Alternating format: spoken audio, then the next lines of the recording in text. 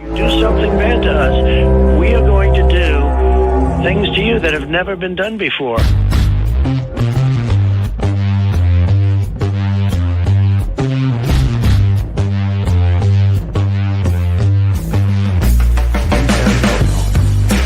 What the is that, dude?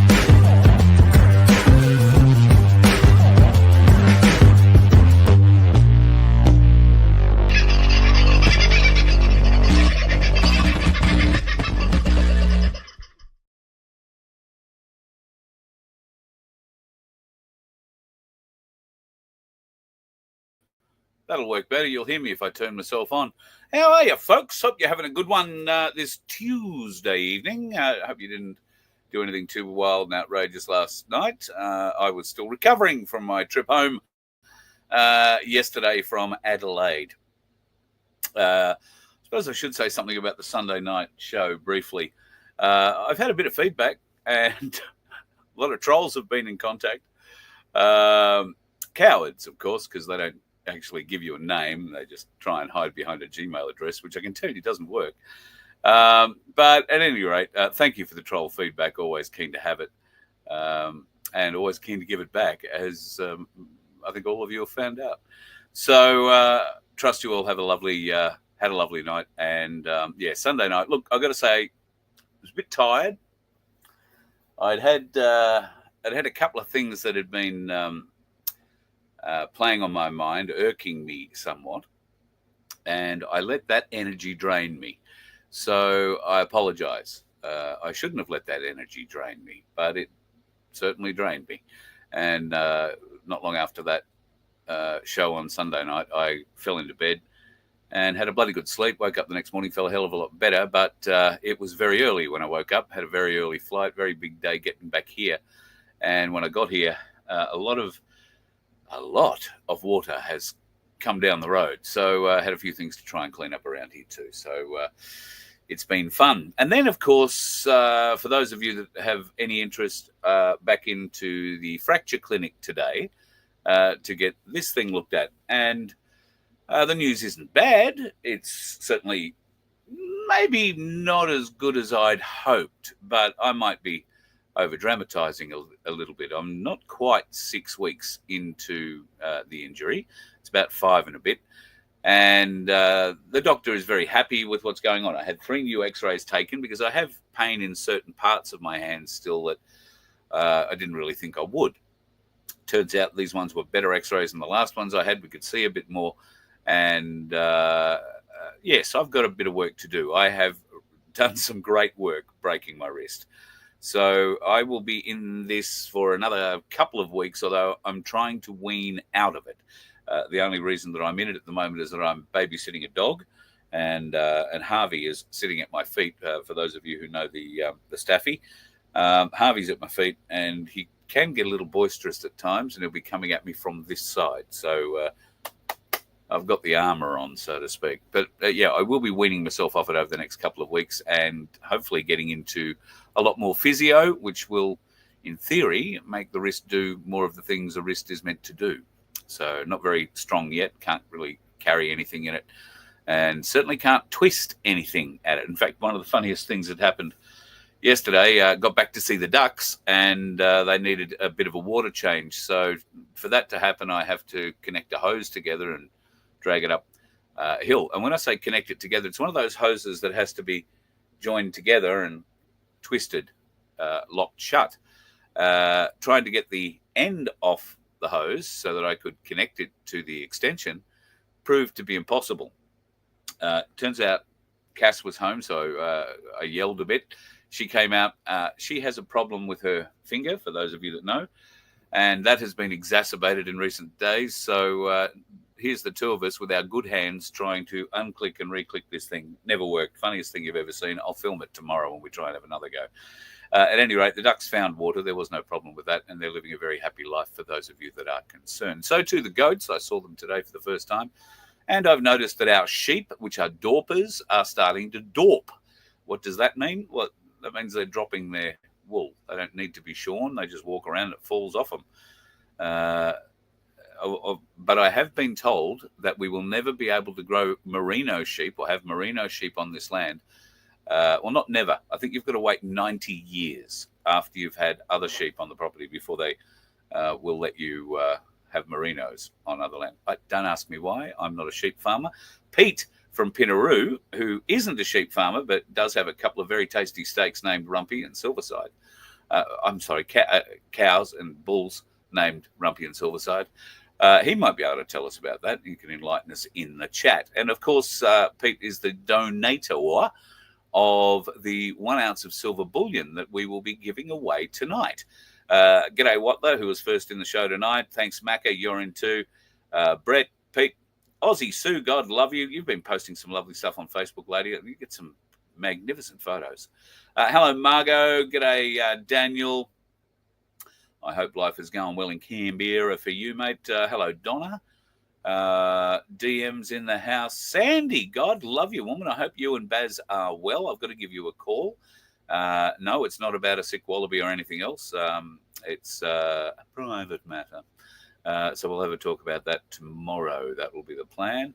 Who else is in here that I haven't seen yet? Toxic's in there. Ads is in there. Tony, my good friend. Penelope from Port Macquarie, I hope. I've got the right Penelope. I hope you are doing all right, darling. And if that is the Penelope I'm thinking of, when will there be a My Place camp out down your neck of the woods? It'd be fun to come down there and be part of all that. Just having a bit of a look at a couple of the others that were on over the weekend, and I think that could be part of the problem. Maybe we've got to learn to coordinate these things a little bit better. Poor old Wade was stretched. I think he went to 2 different sort of 832 musters or My Place events or Billboard Battalion events over the weekend. I obviously went down to the one in Mount Gambier, and we could have maybe got together and done one big one somewhere where we could have all come together and shown a few of our numbers. It was disappointing in some areas. I noticed the numbers were down a little bit, but I don't believe the weather was too flash either. And look, when you've got kids and it's Christmas and all that sort of stuff, I understand it can be hard to get out and get about. So all power to you for heading out and being part of it if you were, and g'day to everybody in Mount Gambier. I had a great time down there. Got to be honest, it's been over 40 years since I've been to Mount Gambier, and the Blue Lake is still terribly, terribly, terribly blue. Beautiful, beautiful. If you've never been there before, and the history behind it quite weird, really.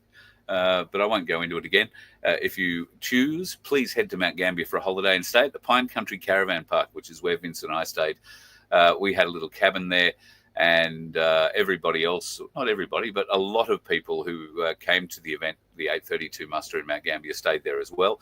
I think we all had a marvellous time. Starlink's worked the best it's ever worked anywhere, I think, from there.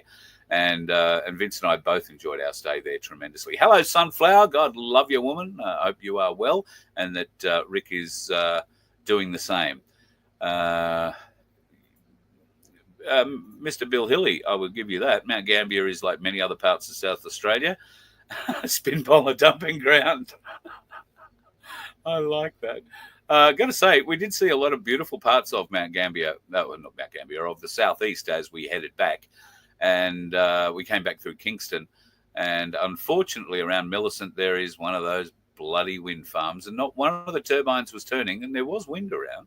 But not one of them was turning. And as I said on Sunday night, I suspect none of them are actually connected. So anyway, beautiful part of the world, the Coorong. And I'd love to go back and spend a little bit more time around there. We could have taken a slightly longer route too if we wanted. And there is a ferry ride that could be involved over the Murray if you go to Wentworth, I found out. So it sounds to me like it's got a lot of little adventure parts down there to go and check out. And I look forward to getting back there. Maybe some stage early next year and doing just that. Some news just in from Bali, and a tree has collapsed. A bloody large tree has collapsed and killed a couple of tourists by the look at it at some monkey sanctuary in Ubud. Is that how you say it? It's only happened in the last hour or so. I'm not sure of the I'm not sure of the nationality of the victims at this stage.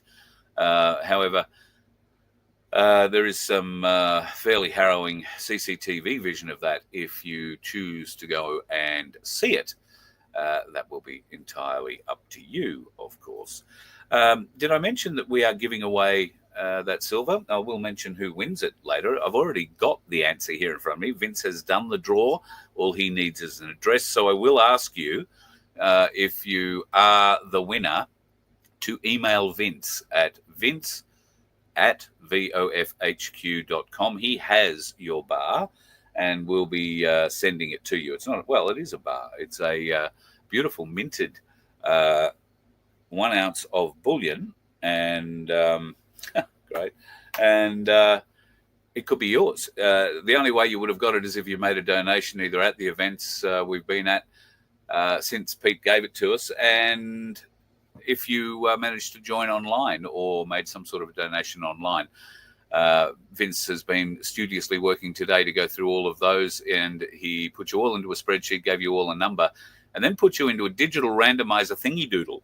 And when he hits the digital randomizing thingy doodle button, it spits out a number. He then correlates that number with a name in his spreadsheet, and that name I'll tell you about in the not too distant future. Something I want to talk about first up is what looks to be the terrible censorship of one of our Australian voices on Telegram.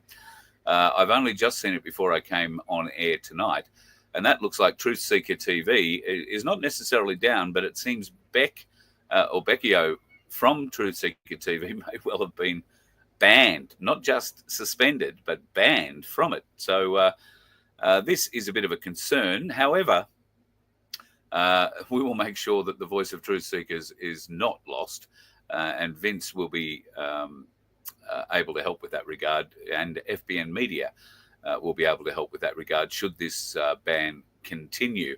However, I know Beckio very well, and she's a bit of a fighter, that one. So watch this space. It's going to be interesting.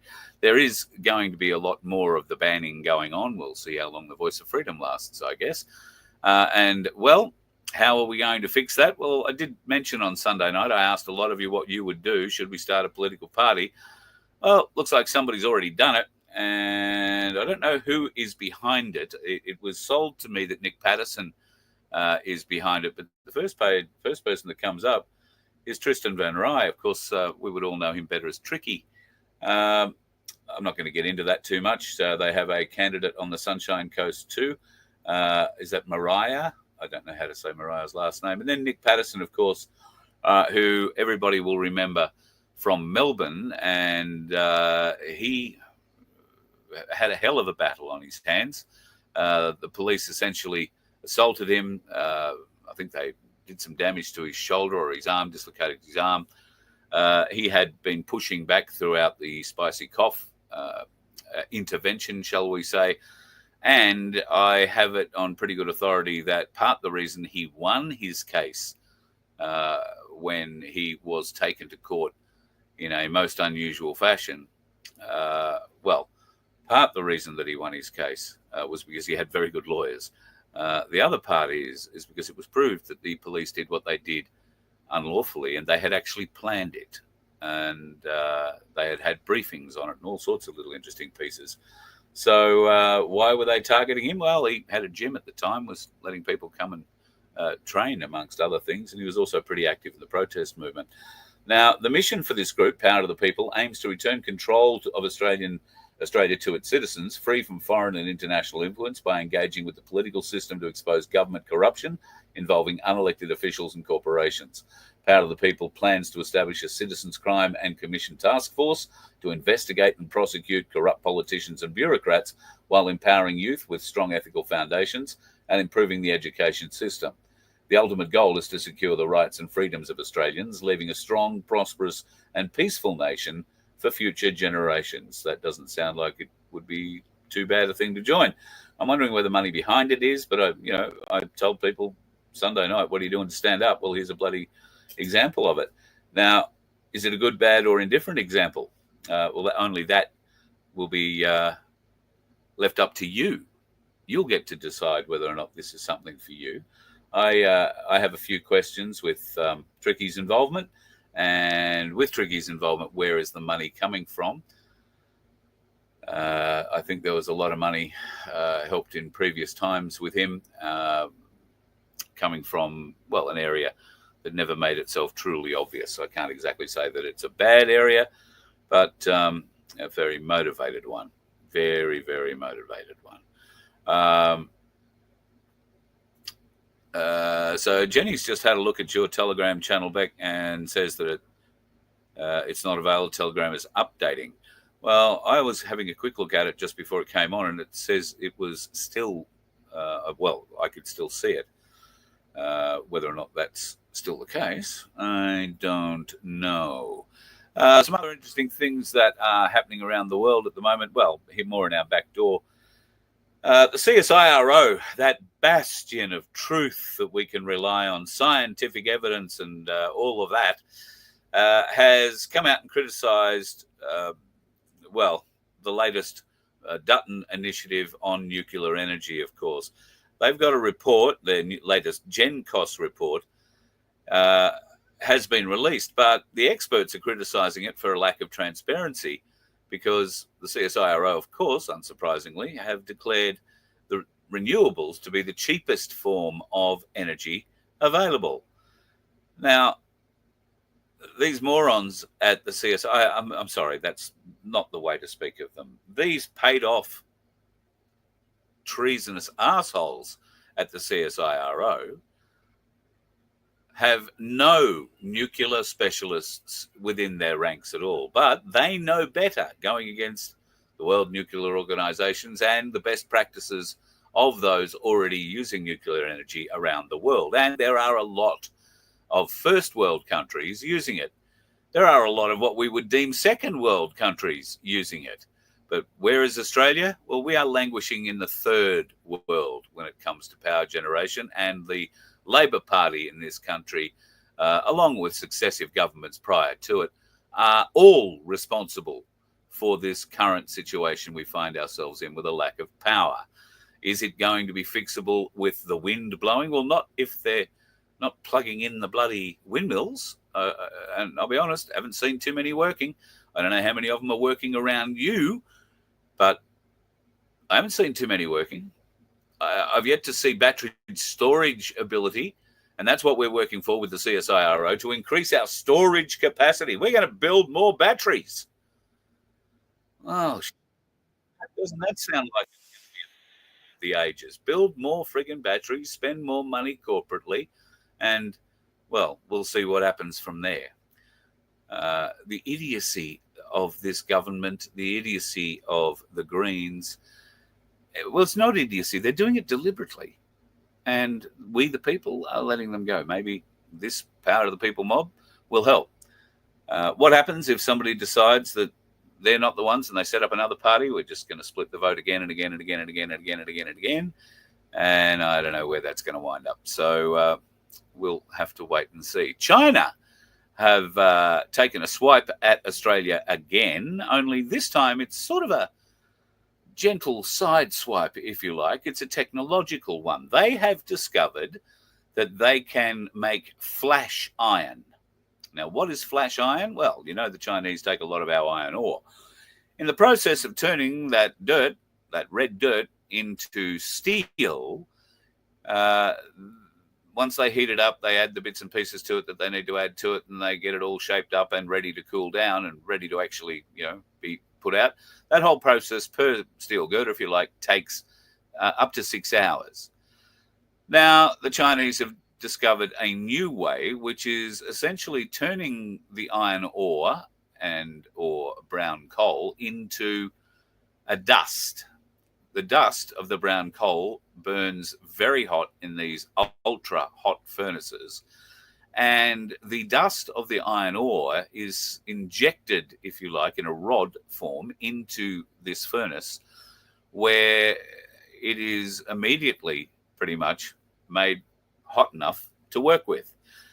In fact, it's 3,600 times faster than the current process. What does this mean? Well, it means at the moment that low to medium steel at least can be produced like this at a very, very rapid rate for a much greater cost. Those blast furnaces they take a lot of electricity to run, a lot of electricity to run. We all know how China is with solar at the moment. They are increasing their demand and their production of solar panels exponentially. And in fact, if you do the numbers, they are going to require more silver next year for their solar panel production alone than the whole world's going to produce. I wonder if you're seeing that little chink there. Well, I know I am, and it may become a little more obvious in the days and weeks ahead. Speaking of gold and silver, did I tell you that gold and silver both went up in the last couple of days? In fact, I'll pop over to Ainsley's and have a look right now, because I think this morning silver was at $48.80, and right now it's at $49.76. Gold is back up to $4,164.58 per ounce. It looks like Christmas might be coming to the people who are holding a little bit of gold and a little bit of silver. And if you aren't already holding a little bit of gold and a little bit of silver, please avail yourself. Go to ainsleyBullion.com.au and go through the process of ordering online, or better still, go into their office in Brisbane or Melbourne. The team in Melbourne, led by Rob and the lovely Kat in there too. Pop in, they'll all look after you tremendously. And if you're in Brisbane, then Michael and his team in Brisbane at Creek Street will look after you there. And I've got to go in. In fact, I will be going in early next week because I'm not quite sure, but I think the Voice of Freedom wing might nearly be open. So we might even be able to shoot a little quick video about the extensions that have been made there. And I only say the Voice of Freedom wing with a bit of tongue-in-cheekness there. I hope you understand. I'm going to play you this. You tell me what you think this is.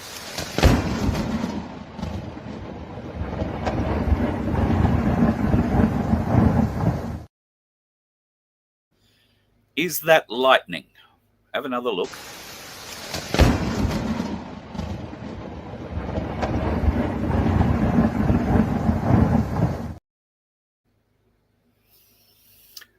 I don't know. If it's not lightning, what is it?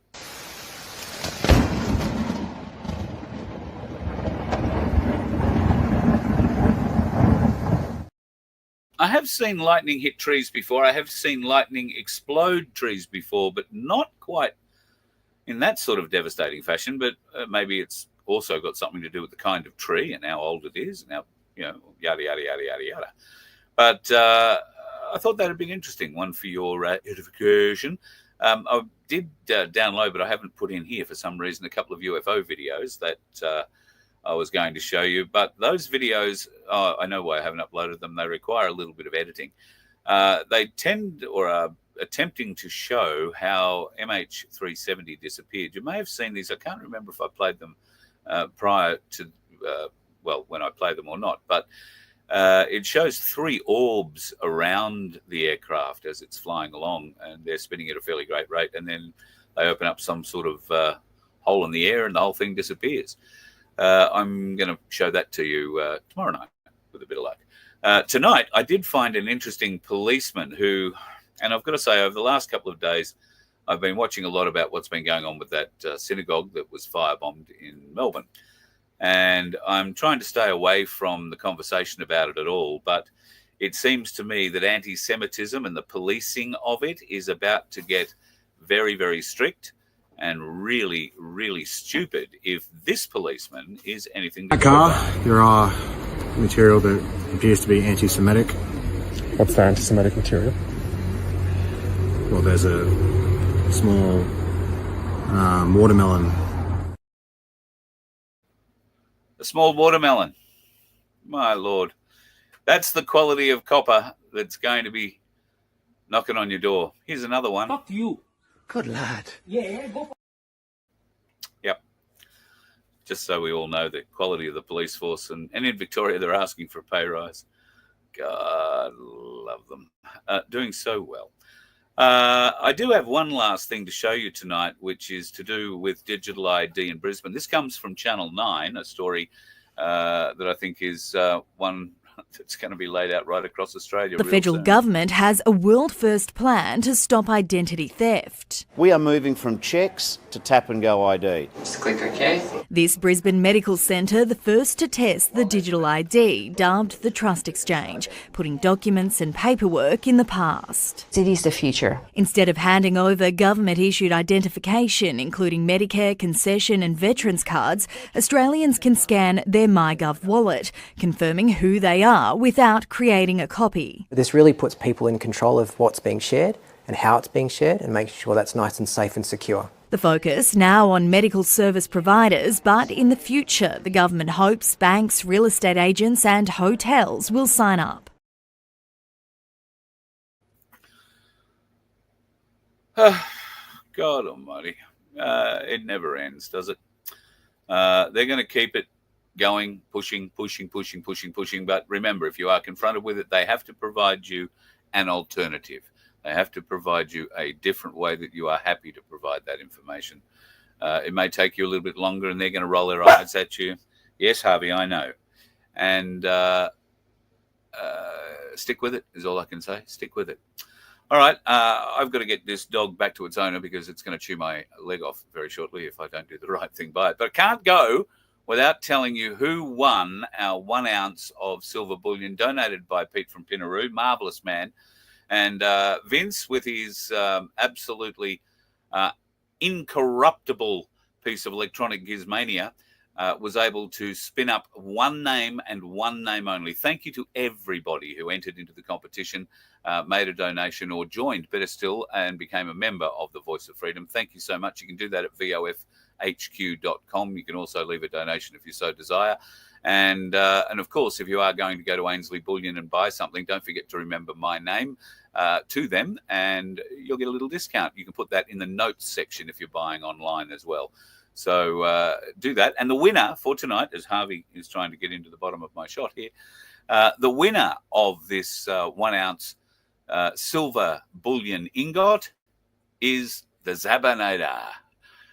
Thank you, mate. Thank you for everything that you've done, and thank you for the donation and the membership and everything else that you've put in. I know that, well, I don't know whether this one came through a donation or a membership, to be honest, but thank you very much for what you've done, and congratulations. Now, what I need you to do is email Vince at vofhq.com and let him know how we get this magnificent piece of silver to you. Thank you very much again for putting your hard-earned into what we do here. We can't do it without your help, folks, as much as it pains me to say it, and I really do. Yeah, you know, don't you, Harvey? I know. Shush. I know. I'll let you go in a minute. Yeah, I know. But it's just hard to keep us going at times. Hey, enough. It's hard to push on when we got nothing to push on with. So if you can help and spare us a bit, then that would be great. Vince will be happy that I at least mentioned that. You just be careful. You be careful too. Harvey knows that his mother's just about home and they're going to come knocking on the door for him at any second. So without me, well, doing something a little strange and a little different and having a dog tear through my door very shortly, which is about what he's going to do, I'll leave it for you to avoid the dickheads on the road, and we'll talk again tomorrow. Have a good one. You let one ant stand up to us, then they all might stand up. Those puny little ants outnumber us 100 to 1. And if they ever figure that out, there goes our way of life. It's not about food. It's about keeping those ants in line. That's why we're going back. Does anybody else want to stay? Let's ride!